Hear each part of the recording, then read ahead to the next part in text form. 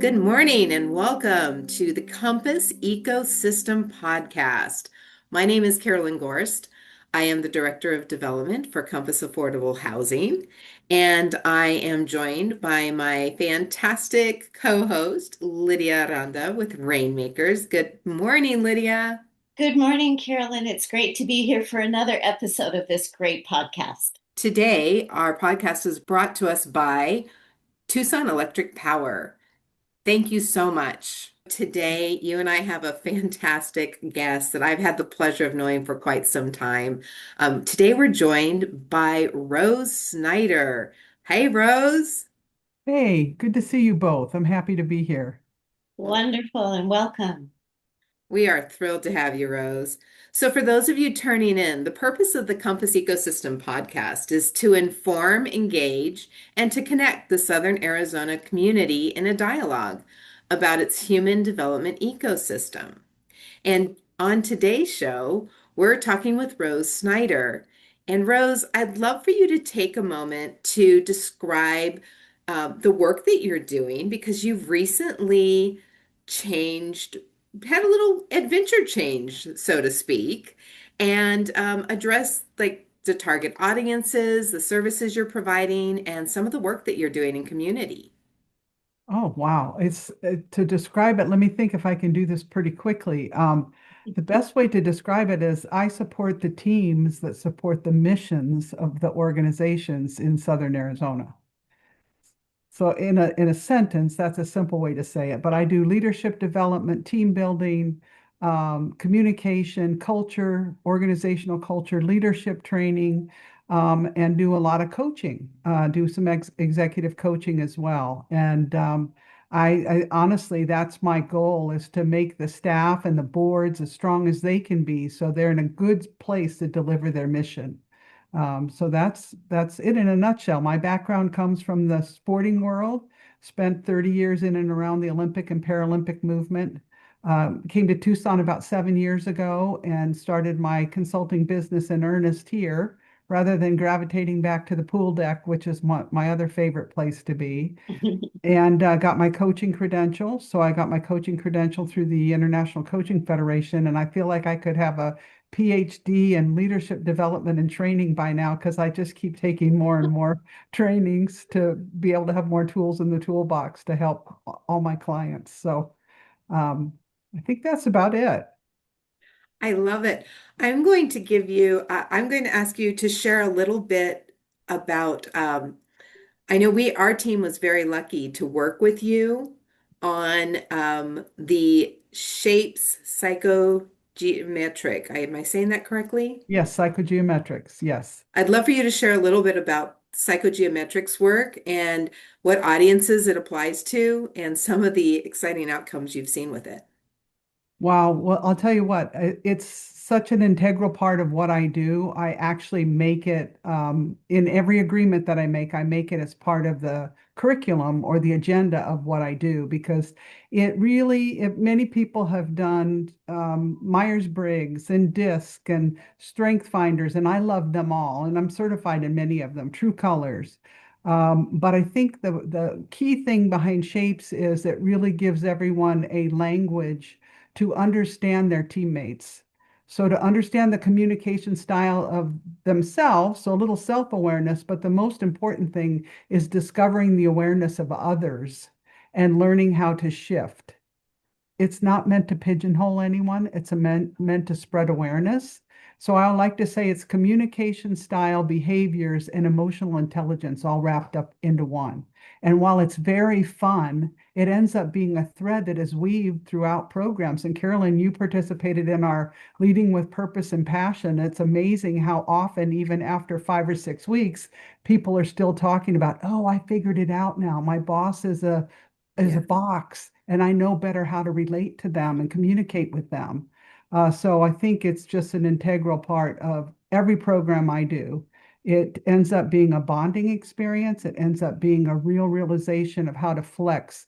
And the greatest thing about shapes is the platinum rule. We've all heard of the golden rule: treat others the way you would like to be treated.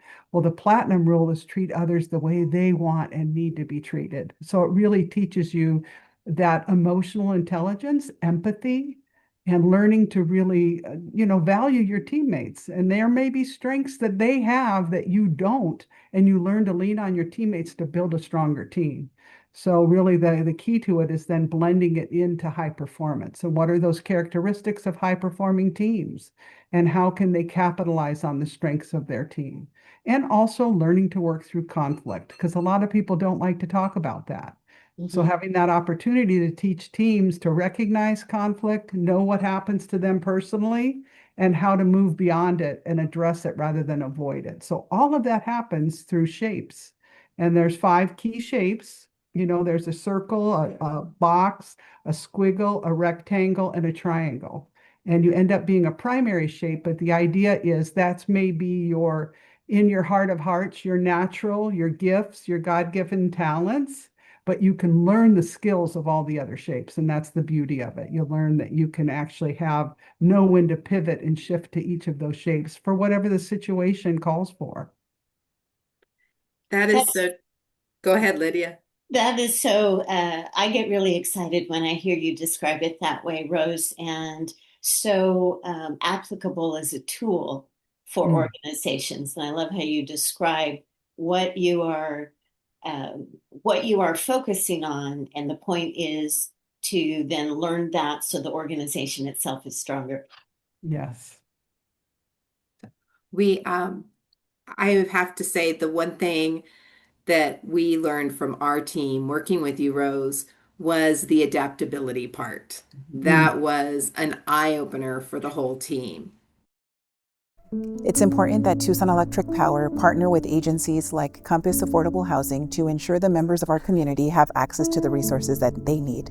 We understand that we're operating in an affordability crisis, and this is not something that can be solved alone. Together, we can achieve so much more. This segment is made possible with the support from Pima County's Short-Term Emergency Resource Grant. So, Rose, thank you so much for telling us more about the work that you continue to do in leadership development and strengthening organizations so they are standing on their best foot possible to be able to perform the services or provide the programming or other products that they do and help community. Sounds like everything that you're touching on can be applied to one organization or another in some form. So you're meeting organizations where they are. I wonder if you might share with our viewers and our listeners how then in the work that you do, you might be helping to tackle specific issues. For example, I see in your background that you have behind you here today, living healthier, happier, and longer, and also learning to create success and realize dreams. Seems to me that those are things that you're doing in community. I wonder what specific issues you might think are being solved by doing that or being tackled.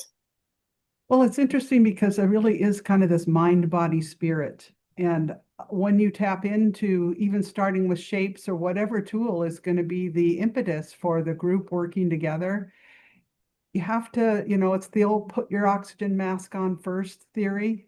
If you're the best you can be, you're going to be better for those you serve. You're going to be better for your teammates. You're going to be better for the members of your organization. So I think the idea behind this, you can't separate yourself.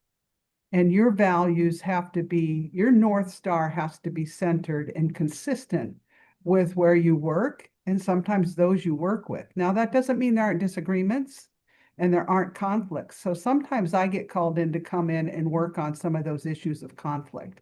And I think one thing I learned from one of my coaches that is powerful, and I share this with every group I work with, if you can understand this 10% and, so if you're in a disagreement or a difference of opinion with someone or something, 10%, at least 10% of what they're saying is true. So if you can drill down to that commonality that you agree with, and then use the word and. So I always use this example. If we were repaving the parking lot and they had it scheduled on a day when we had a big event, And instead of going in there, why did you schedule the repaving on that day? I need the spaces for 100 people to park. I'd go in and say, wow, you know what? We have a big event that day. Is it possible to change that appointment, plenty of time, to Friday? Then the parking lot has a whole weekend to cure without anybody driving on it. And we will have parking for our event. That's a great idea. Let me call and see if we can make that change. So getting down to what we have in common and what we can agree on, we have the opportunity to collaborate instead of having a conflict. So I think that's one thing, and that's emotional intelligence too. So coming in and dealing and helping people recognize conflict, and many times it's not issue oriented. So teaching them the challenges we have as humans when we have conflict, to really have that opportunity to drill down to the substantive issue that provides the conflict and not the personality. That really goes a long way for people learning how to work together.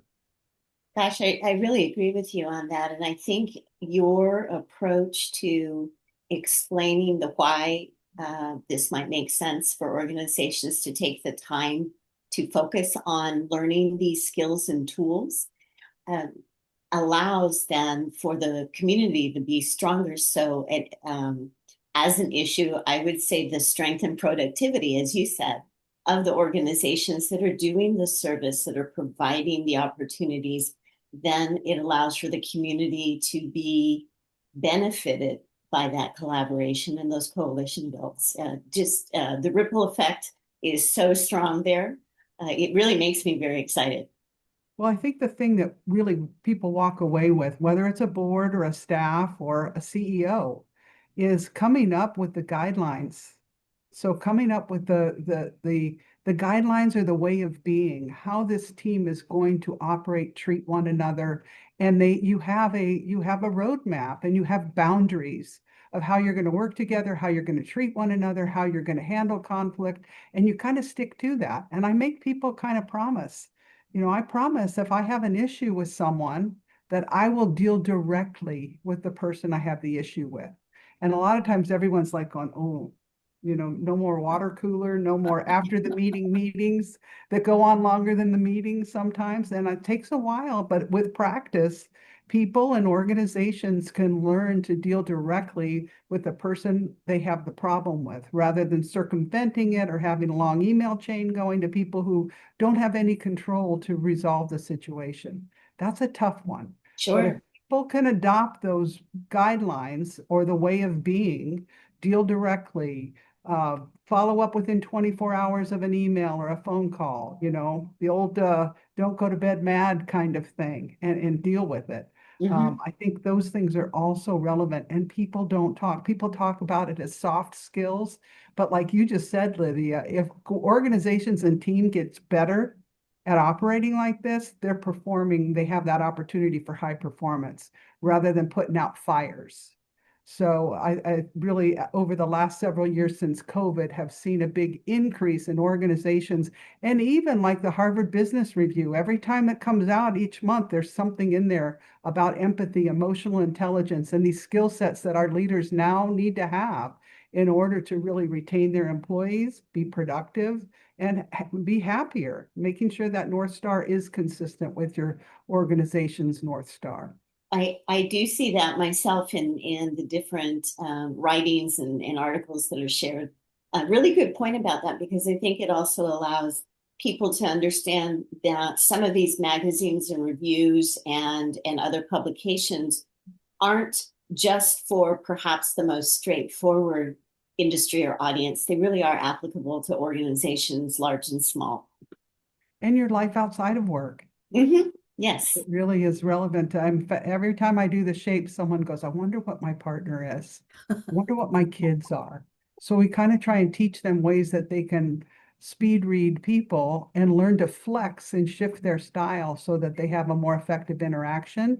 They get the funding, whatever it is, learning to speak the language that that person needs to hear it, the data that they need to make the decision. What's the return on the investment if I'm talking to a triangle? So I think all of these things really give you a strategy of how to communicate effectively with different types of people. I think you're, Thank you. I, Go ahead. Yeah, I think that's so important, Rose, and you're kind of laying the groundwork for the next question I wanted to ask for you to share with our viewers today, and that's the tell us a little bit more about how you see people participating and shapes and how it applies to the human development system. I know leadership, sometimes we think it's for only board members or C-suites. However, you and I have had several conversations over the years and offline recently about development for a different age group. Can you tell us a little bit about that? Yes. Are you talking about what I shared right before we got on? Okay. I Well, am. I have an opportunity this month to do a training for Governor Hobbs youth commissioners.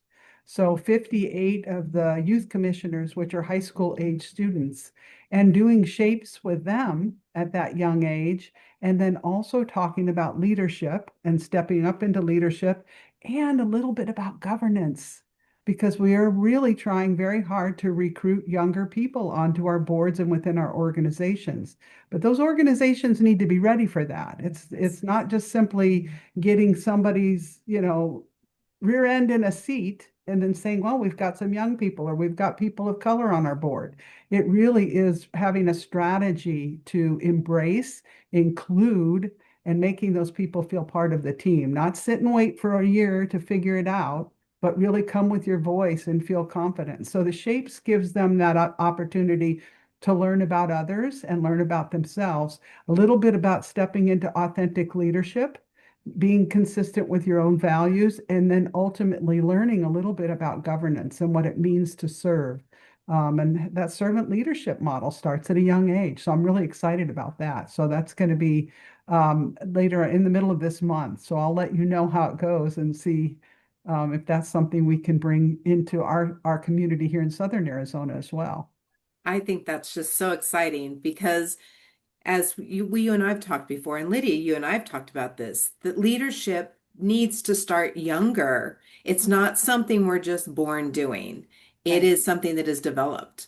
And giving people the opportunity to gain that knowledge, the skills, and the ability to develop leadership styles early on is going to make us so much stronger as a community in our workforce development, in building a more stable and self-sufficient future.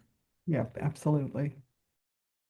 Annually, we give to local organizations who are running programs and making great strides in what we call the social determinants of health. It's incredible the work that they're doing, and we're just really proud to be a part of it. And again, we'd like to thank our major sponsor, Tucson Electric Power. Rose, thank you again for sharing the really interesting aspects that go into providing tools for stronger teams, stronger productivity, and much more emotionally aware connections and communication. So, in Southern Arizona, how then might these days an organization or maybe even individual leaders who are looking to benefit from some of these tools, how might they find you or participate alongside you in helping organizations succeed in this way? Well, the best way is to reach me through probably my website, which is just www.rosesnyderconsulting.com. And that's probably the best way. And people can do it individually. They can call and set up a discovery call to see about bringing me into their organization and doing shapes in a team building session. And I personalize all my programs to the client's needs. So once I have that discovery call and find out what they're really looking for, what's the agenda, and what's the agenda behind the agenda. So digging a little bit deeper and then having that opportunity to co-create what that workshop might look for them, whether it's a retreat, whether it's a few hours, and just depending on what they actually need.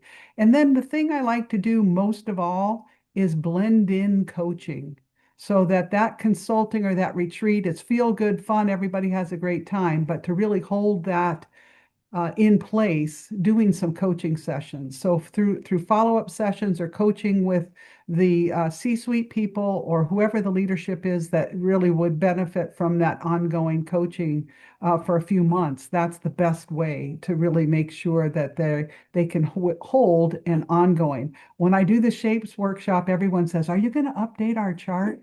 Because I create a chart that's a spreadsheet with everyone's shapes and what their scores are in each one of those. So people will go, "Oh, I'm going to meet with Caroline. She's a squiggle. Maybe we go out for coffee instead of sitting in regimented, agenda. Oh, I'm going to meet with Lydia and she's a circle. I'm going to ask about her family and how her family's doing. Triangle. I'm going to get in there, be quick, say what I need and be out of there." So all these different little strategies that come up once you learn what they are. So people really take this to heart. I've done it with national boards. I did it with the USA Triathlon Association. They still put their shapes on their table tents.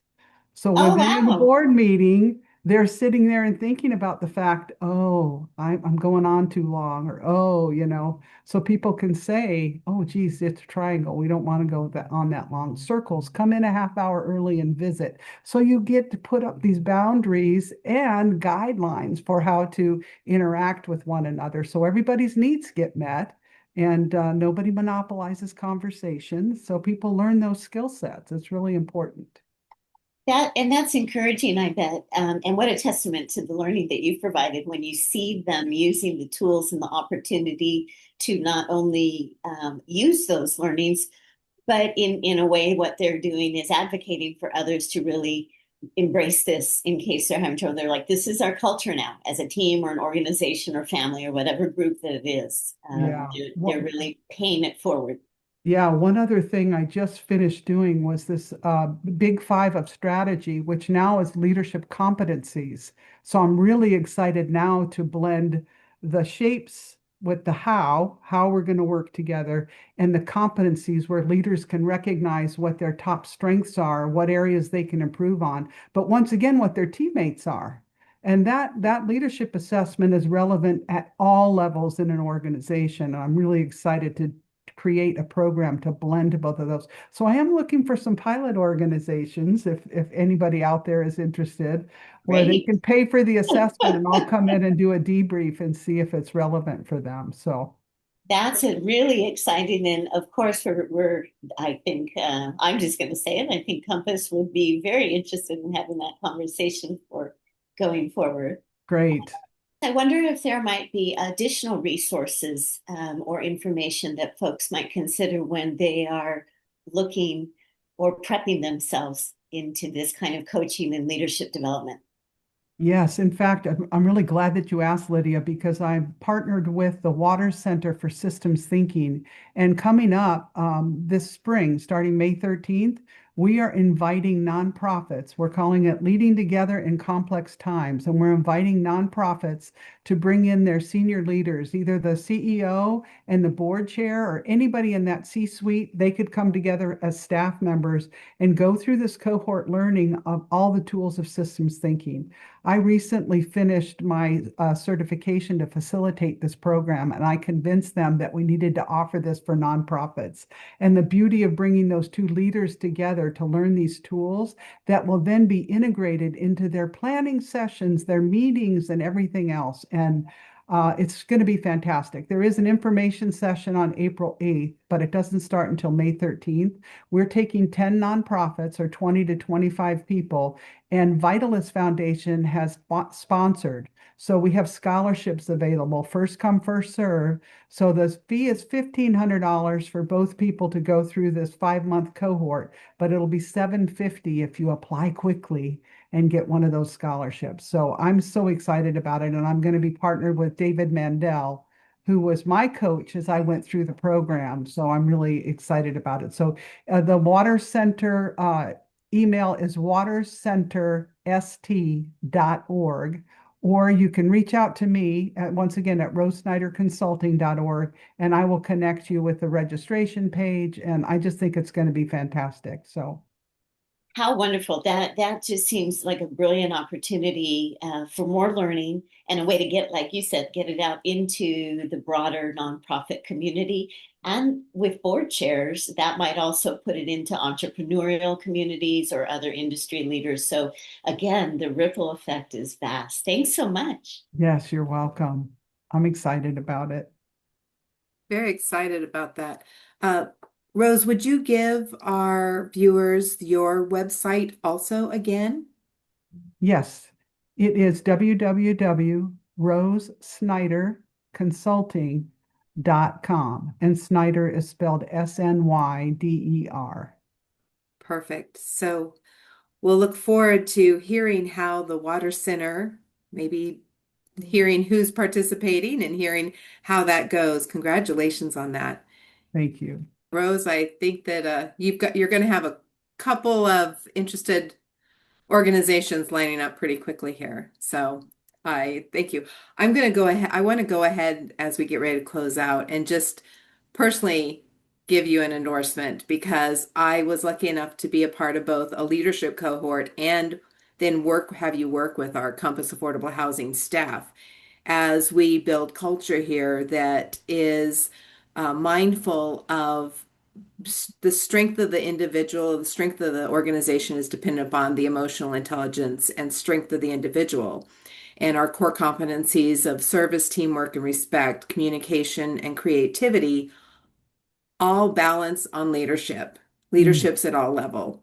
Mhm. And your workshop, both your leadership workshop and your team shape workshop, really set a foundation for us to start having those conversations that are building a culture that is true to our core values. So thank you again. you're welcome. It was Um, certainly my pleasure. What a great group to work with. We we were just honored to be a part of it, and it continues, like you said, it continues to grow and evolve, but the competencies you taught us exist, or continue, I shouldn't say exist. The competencies you taught us are a part of the conversations evolving every day. So That's great. Great to hear. we want to thank everyone for logging in today, and if you want to learn more about the work that Compass is doing, we invite you to stop by our website at www.compassaffordablehousing.org. We'll look forward to seeing you next week, and thank you again for tuning in.